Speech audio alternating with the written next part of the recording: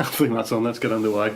So yeah, back with whatever the hell it's called, Santiago's Dead Waspcast.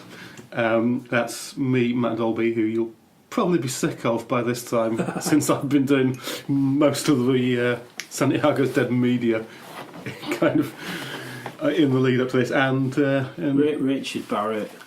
Excellent. Okay. You were talking about the Tony Conrad stuff before, the documentary, and the films and the Altered States, which kind of sparked my interest, and I almost started recording at that point. Although we didn't really have a preface, we wanted to go back and do this whole bit that I'm doing now. But it's interesting because it's something that's been on my mind this year. In as much as up until sort of somewhere in the middle of last year, I used to have nightmares, really terrifying nightmares, all the time. And then I had a nightmare where I managed to switch it around. This will get to Altered States in a minute. This is going somewhere, trust me. So yeah, I was dreaming, and in the dream, I was sat in a cinema. Yeah. I'm watching a film with no recollection of what the film was. But then I'm aware that behind me there's Freddy Krueger from Nightmare on Elm Street. Okay.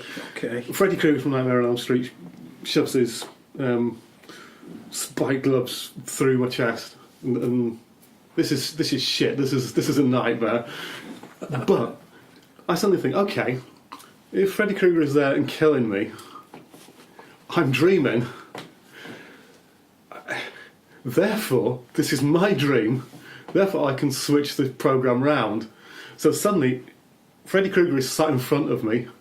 I'm sat in the seat behind him, perfectly okay. I've got a shotgun in my hand, and I blow his fucking head off. And from that point on, I'm never aware that I'm dreaming, but I've kind of mastered this. All this was taking place in the dream as the dream was occurring. Yeah. Right. Yeah. So you're not talking about a kind of post-rationalisation. No. Right. Wow. So it again, I wasn't actually aware that it was a dream. Yeah. In a sense, it was just that situation. Right. Obviously had to be a dream, since he's a monster from the dreams. So it was kind of a dream within the dream, but I wasn't aware of the external dream, the actual dream that was going on. Yeah, I follow you.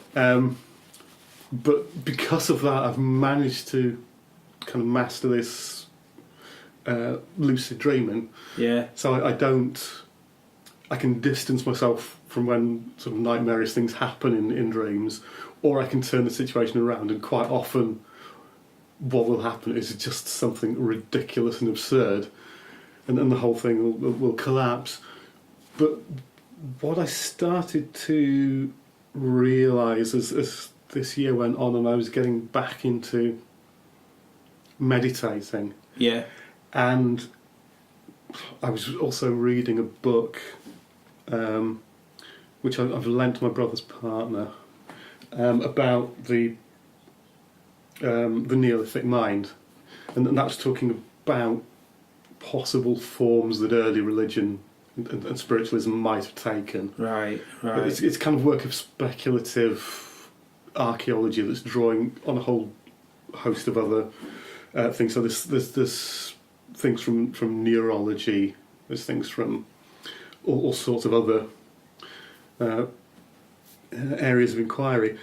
And sometimes I think the book sort of reaches a bit far, and you tend to get stacks of assumptions piled on assumptions, piled on what ifs. But at its core, it's quite interesting, and actually, probably most of what's interesting is the stuff from neurology, and I should go and kind of read the primary sources on that. But it was talking about, about lucid dreaming, about hypnagogic hallucinations. And again, hypnagogic hallucinations are something that I experience in meditation, Right. I'll not all the time, but quite often I'll be sat there, and then suddenly I'll be kind of in a room with people. Yeah. Yeah. And it's very similar to dreaming. There'll be people moving about. There'll be lots of complex actions happening. There'll be sound, colour. Not often other senses, but occasionally there will be smells or sensations of something on your skin, but very, very rarely. But really quite complicated visual and auditory hallucinations. Which... And as far as I know, at that point you're not actually asleep. This is a kind of pre-sleep state. Yeah. I think it takes you, and I'm probably wrong, but I believe from my reading it takes you about half an hour to Get through to that sleep. stage. Yeah. Yeah. And so that actually kind of helped kick off some of what I've been doing creatively this year, although I tend to go through bursts and then get lazy again. We all, same for all of us. But really. it certainly drove the first script and the only one that I've completed this year. And it's sort of fed way into Drowners, so it's kind of been, that's something that's been right on my brain this year. Yeah, I mean, the connection between what you're talking about and Conrad's clear enough. In a documentary last night about him, Completely in the Present, it was called. It mentioned Tony Conrad's film work, which, as I was saying before you hit the on button, was completely new to me. I was aware of him primarily as a figure from music, but two of the films which it talks about, like I think his first two films, one was called The Flicker, and it was kind of like white screen, sort of. It looked like a white degraded screen, and like as though light was going on and then going off and going on and going off very, very quickly. And then the next one, I can't remember what the next one's called. It might have been called something like The Long and the Tall of it. It was just, again, white screen, light going on very quickly and then going off very quickly. And horizontal and vertical stripes on the screen. And Conrad was talking about the audience reaction in New York when these films were first screened. He said something along the lines of a third of the audience just hated these works, repulsed by them, just total antipathy. A third had no reaction whatsoever, could take them or leave them, and the final third thought they were interested, was intrigued. My own response as I was sat in the cinema last night watching the clips from these films was they were making me nauseous, but I tend to suffer from motion sickness quite easily. If I'm watching a film and the camera works a bit, it's handheld camera work, I can feel like I'm going to vomit. Not invariably, not every time, but it's not unknown for that to happen. So these things were making me nauseous, but I was also interested and intrigued. But in the documentary, there was a clip, a talking head, I can't remember who it was now, talking about how if you watched these films and you were open to them and you stayed with them and you gave them your time, you could experience things like you've just been talking about, Matt, like altered perceptions, like see colours and shapes and so on and so forth. So it was interesting to me, like what exactly, to try and wonder what exactly Conrad was trying to achieve. I think I mean, you're aware of his films, yeah? I don't believe I've seen them, but I've seen things that sound similar to them. I've read interviews with him as well, and I can't sort of remember what he was trying to achieve. And actually, what he was intending isn't necessarily what he ended up with. Yeah.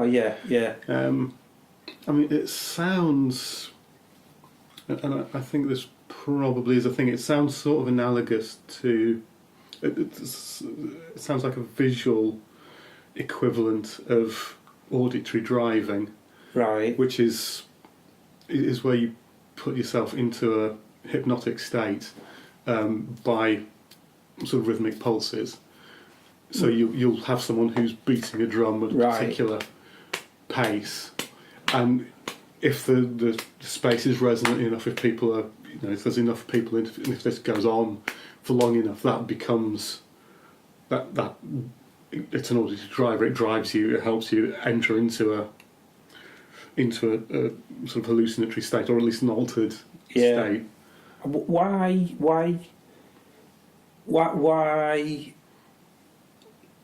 is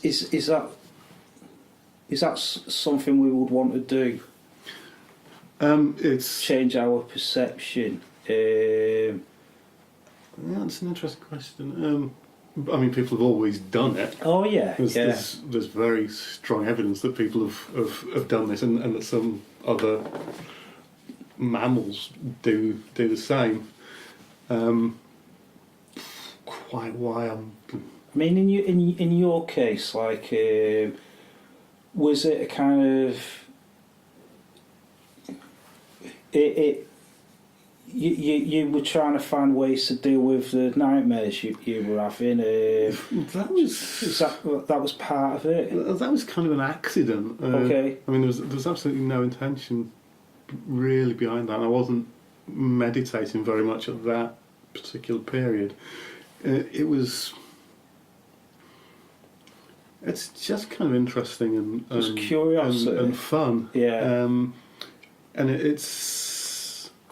it does help me kind of relax a little. It's and it's just interesting. I mean, a lot of music that I like, some of it is, quite a lot of it is unlistenable and angular and unpleasant. A lot of it is non-music, but then a lot of it is quite rhythmic and hypnotic. Yeah.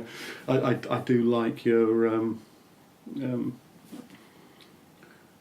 your sort of Kosmischer, krautrock kind of stuff, things that drag out for a long while and sort of stick with this sort of fairly simple rhythmic structure underlying. I'm the same, yeah. I like a lot of that stuff as well, yeah. It's but as to why it's kind of been such a big thing this year, I don't know. I think it just sort of resonated. It helped a lot of the experience make sense. Right. And then there was that whole thing of finally getting over nightmares. And just like, this is bloody great. Because it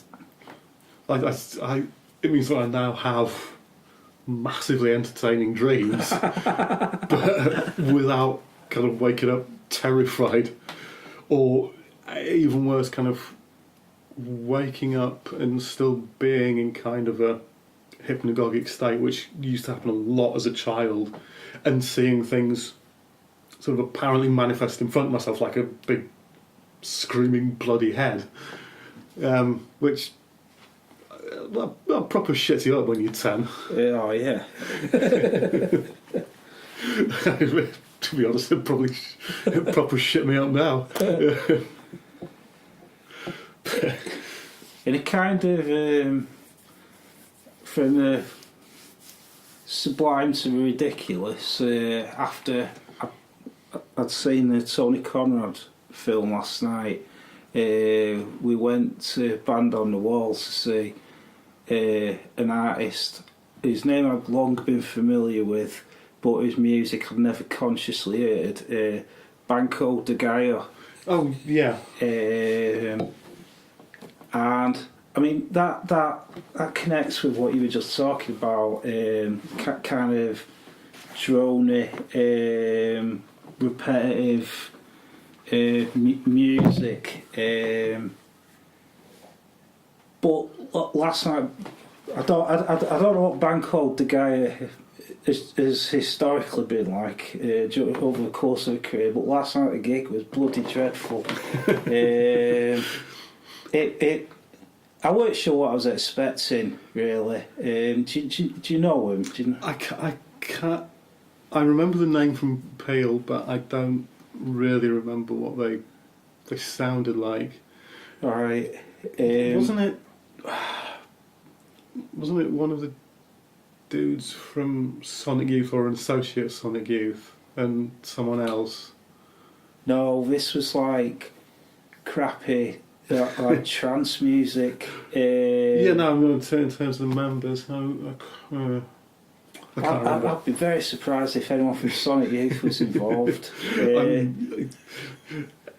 This is great. The amount of comments this will get.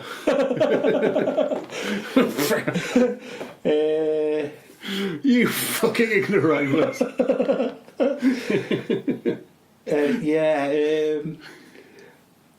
I thought parallels could be made between what Banco de Gaia was trying to do, what they were aiming for, and what Conrad was doing.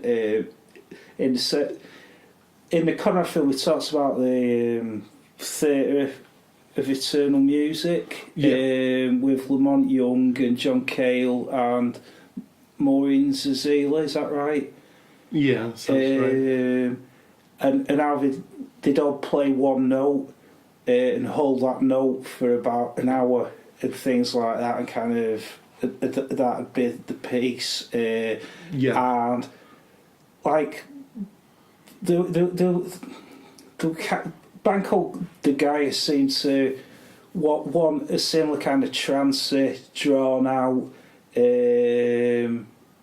thing, but I don't know. I've really not got the sort of language to talk about it, but it was shit. I mean, they're a couple of decades later than that. There's a lot of stuff similar from that period. There's, it's I guess some of the things that Charlemagne Palestine does, although he does a lot of piano stuff as well, and stuff that isn't so much drone as just sort of physically detuning the piano and repeating things. Yeah, he was in the film.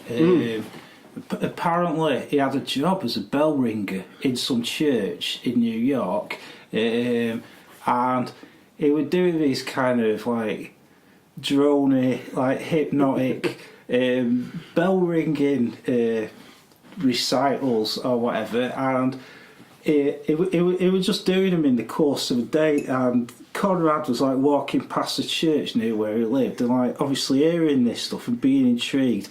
And yeah, he met Charlemagne that way. Yeah, really quite cool. Yeah, he's Charlemagne Palestine is definitely on my list of people that I want to see perform live. It's not a big list, to be honest, and most of them are cracking on a bit. Go on, who else is on that list? Well, Martin Carthy is definitely on that list. I mean, although his voice isn't what it was, but he's still an astonishing guitar player. There's a possibility I have seen him live. I don't know who was in the lineup of Steel Eye Span when they did their first farewell tour, sort of mid to late 70s. Because we went to see a date where they played. My parents took us along, so he might have been there, but I remember very little about it. I basically remember the head of the people in front and the fact that I couldn't see when they were doing Morris dancing on stage.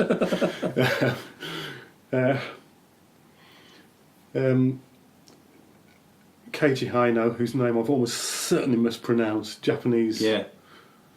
I was going to say guitarist. He's not. He's guitarist, musician. He does conventional rock stuff. He does electronic stuff. I think he does kind of DJing stuff. He does things that are more performance art, dance kind of things. Certainly he's got a whole sequence of percussion albums which are just astounding. Who else is on that list? I'd guess. I think Marianne Faithfull's probably on the list. She's one of those vocalists, particularly female vocalists, who kind of has a way of occupying a song. Yeah. And sort of being able to wear it like a skin rather than it just being this thing that exists separately from them. And she's also someone who's managed to work with a changing voice. I mean, effectively with a fairly destroyed voice. You know, she's since sort of at least early 70s, her voice has been nothing like what it was in the early 60s. And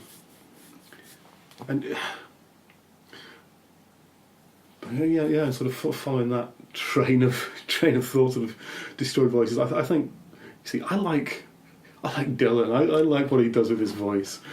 It's never been good, and it's absolutely fucked now. But he has kind of interesting ways of using it. Yeah. And the same, I think, with Marquis Smith. I mean, I find recent Fall albums insufferable. I think his writing is still great. Right. I think what he does with his voice is still good. His band is just this lump and clunking mess. And it's kind of fine live, but then you get the record and you listen to it, your attention is wandering by the third song. You're just like, oh, fuck this. Yeah, I mean, I can totally agree with what you're saying there about the Fall. Like when I was a kid, like the Fall were an incredibly important band to me. For many, many years, I was very, very, very into the Fall. But off the top of my head, I can't think of the last album that I bought. I'd have to really struggle to think of the name of the last studio album they released. Like my interest, that just disappeared totally. Yeah. A few years ago. Why will that have been? I don't know. Is that well? It'll be a combination of the band, the reason things you just talked about, and a combination of me changing myself. But yeah, they're not what they were as far as I'm concerned. No, I think he ended up with too much control, which is kind of okay for a while. Yeah. But this is now the most stable lineup of the band, and I think it's his longest marriage as well. I think it's hard to say because underneath the kind of really kind of production and real sort of second-rate bar band. Yeah. Churn of the group. There are some really good lyrics, but they're really buried, and it seems like that kind of stability doesn't really suit him, or it doesn't suit the Fall. I mean, speculating here, but I mean, do you think he's happy? I'm satisfied sure with the output of the group. I don't know. I'm sure he is. And if he is, that's fine. I think he's more than earned the right to churn out absolute shite for the rest of his career. There's enough good records in his back catalogue that I'm going to go back to to satisfy anyone. It's one of those things. If he's happy, then cool. But it would be nice to have What kind of would it consistently take? good. I guess that lay behind my rather dopey question of, do you think Marquis Smith's happy? What would it take to happen for Fall to get back to where they were in their prime, their disputed prime? Like, everyone will have a different prime. Well, you see, one of the reasons I feel ambivalent about this is I think probably bad things would have to happen. Yeah. Because he often talks about, or there's lots of interviews and sort of features on him that kind of talk about how in those early days he sort of had that sense of possession and seeing things and of sort of having these experiences outside of kind of everyday experience, whether you call them hallucinations or visions or precog thing. Yeah. And kind of, partly drinking his way out of that, but it led to a lot of what I like about some of my favourite Fall tracks. For me, it's kind of one of the strands of the Fall that I really like is very present in the song Iceland, is that sense of vulnerability and kind of openness. And I think to get back to there would probably be very exposing, and it would require kind of bad things to happen. Yeah. I wouldn't actually wish that on anyone. Yeah. So I think that's probably one of the things. Because a lot of, although there are good lyrics, occasionally a lot of the songs that are most compelling are where there's a lot of, out of the contemporary catalogue, where there's a lot of bluster and bombast, and you just think, this is not Spectre versus Rector or Bingo Master's Breakout. It's almost the opposite of those kind of things.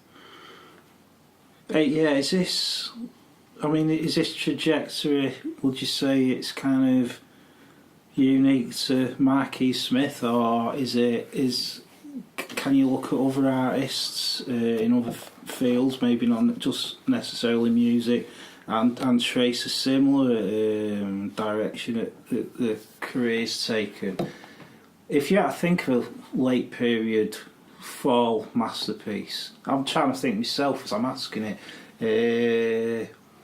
What would you say? I think the most recent things would be from like 2002, 2003 probably. It'd be stuff like Sparta FC. Yeah. The other one that's next to it on the same album.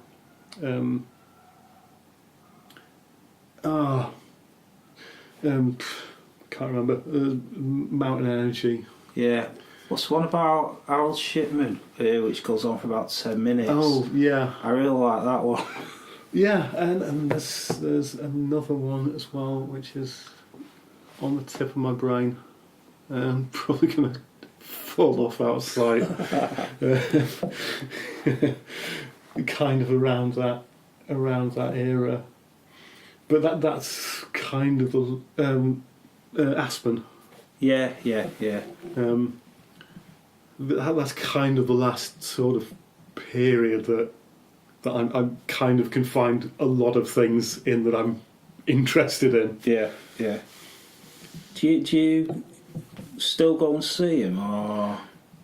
I saw him 2014. Right. End of the year. They were good. It works live. It's absolutely fine live. It just doesn't translate to record, because live and listening on a record it's a different experience. Absolutely. It's live. You can dance. You can bounce up and down on the front. Yeah. Whether he was whether he was drunk or deliberately ignoring, or whether his mind was elsewhere, he was kind of wandering off somewhere. And his wife, they were coming, he sort of had a plastic bag of his lyrics, and he was kind of wandering off somewhere in this space, and his wife was like, Mark, over here, this dressing room over here, Mark. And pretty much had to physically drag him. And then at the end, there was someone who kept trying to steal the set list, and they still had encores to go. And it was kind of a sign that he'd mellowed. I mean, he was getting aggressive and he was getting up in their face. But, I mean, if someone had tried that, say, in the 90s, when I'd seen him, he probably would have twatted them with a mic stand. Yeah. There would have been no messing about. I saw him a couple of years ago at the cathedral. It was a good gig, but it felt like nothing special to me. It was just like a one night only good gig. And years ago, like 4 gigs used to just be very important to me, just mean a lot more to me. And this didn't have that effect on me anymore. As I say, that's most likely down to a combination of the band and changes in me. Of course it must be. The one I saw was at Lower Kersal Social Club. Oh wow! Right. Which they've done a few there. They seem to have a kind of annual residency. Kind of one of the reasons I went was Lower Kersal Social Club. Yeah. It's like, the hell. Yeah. I bet that was a good one, actually. You mentioned Dylan as well. When you were talking about wrecked and trashed voices.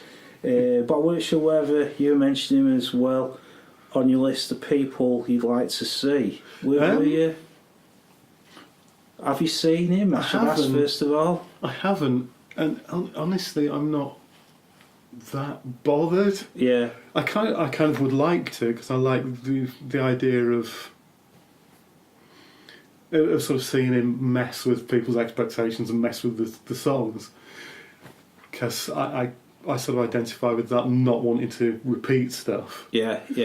But on the other hand, it's not. He's not someone I have a massive urge to see live. I'm the same. I was late getting into Dylan. I was thinking about this on the bus this morning. I was in my late 20s when I first listened to Dylan in any serious way. And by that I mean when I went out and bought an album and listened to it and paid attention. I'll try to think what prompted me to investigate him at that age, and I honestly can't remember. But yeah, I consider my introduction to Dylan late. What about yourself? Was he always around for you? Or? He was probably very early. Right. And I've got a lot of my parents' records. The first thing I probably heard was Desolation Row, or the first thing I knowingly heard. Yeah. I might have heard other things of his. I was always fascinated by the fisheye lens photos on, I think, Bringing It All Back Home. I can't remember, but because they kind of terrified me. They worried me, and because these were records from a few years, some of them might have been just like a year or two old, but because they were records from the past, and because I couldn't quite fathom out what was happening in the pictures, and there was something disturbing about them, I had for years, probably up until the early 80s, up until I think it'd probably be one of the late period Christian albums, or one of the. It was probably Infidels or Knocked Out Loaded, or one of those I was convinced that he was dead. Right. Because he was kind of lumped in with other things in my parents' record collection, like Woody Guthrie Yeah. and Led Belly, Yeah. who were both definitely dead at that point. But kind of anything before I achieved consciousness Yeah. that I couldn't see around. anyone who'd lived before I achieved consciousness, who I didn't see immediately around me, was already dead as far as I was concerned, and a lot of that persisted up into adulthood. So the first one was probably Desolation Row, and my dad played that to me. I think I was somewhere between the age of 8 and 10, somewhere around there, because I was probably wearing out one of the Steel Eye Span records. I was listening to a long track, I think, called Montrose, possibly Lord Montrose, which is a kind of long ballad about, I think, some of the sort of wars where Imperial Britain went up to Scotland and decided to kick a few people around. Steel Eye Span's interesting because of all the things my parents had. Again, some of those records are in there. They're one of the bands I don't really enjoy listening to. Yeah. The folk stuff, the blues, the Dylan, I still enjoy. The starker folk stuff. There was a period in your own work when, a few years ago, 4 years ago or something, Matt, when you seem to be very interested in these kind of old folk songs and murder ballads and whatnot. And to me, I think I remember feeling like, where's this interest come from? Maybe you explained it in writing on your blog at the time, but I can't remember. Apologies for that. Probably did. But yeah, it seemed like, because I'd known your work for a few years prior, and then it seemed to take a big change of direction when you started going down these old folk songs and such like avenues. But you're saying that interest had its roots in your childhood listening, did it? Yeah. Right. I mean, it's still there. A lot of what I like now, so Peter Bellamy, Martin Carthy, some of the sort of side projects of Fairport, and people associated with those groups, and particularly the Watersons. What I really like about those is that they're very stark, and they can be very kind of uncomfortable and sometimes even embarrassing to listen to if you're sort of used to things that have got warm, kind of friendly, easy production. Well, I'm interested in, sorry to keep interrupting you. What do you mean by embarrassing in this context? Uncomfortable? Yeah, because it feels a lot more exposed and a lot more personal. Right, I get it. There's much more presence of the voice. I see. It's kind of... You listen to a lot of pop and rock production. Yeah. And it kind of makes a nice unified whole, and everything has its space in the mix. And a lot of these 60s and 70s folk recordings, often the instruments are sort of much further back and the voices are much further forward, and there's a lot less production on them. The voice is there, it's very raw, and it can be more difficult to listen to. There's much more... I find it much more satisfying. And that then speaks to why I find Steel Eye Span actually quite difficult to listen to now, because I find their arrangements really, really fussy. Right. It just sounds really, really prissy next to this other stuff. Yeah. It's not that they're bad musicians or that they hadn't done, really great stuff. It just feels a bit... It's a bit like... I feel about it in the same way that I do about a lot of Led Zeppelin. It's like I can see where you're coming from, I can see what you're doing, I can recognise the skill. But dear God, this is wanky.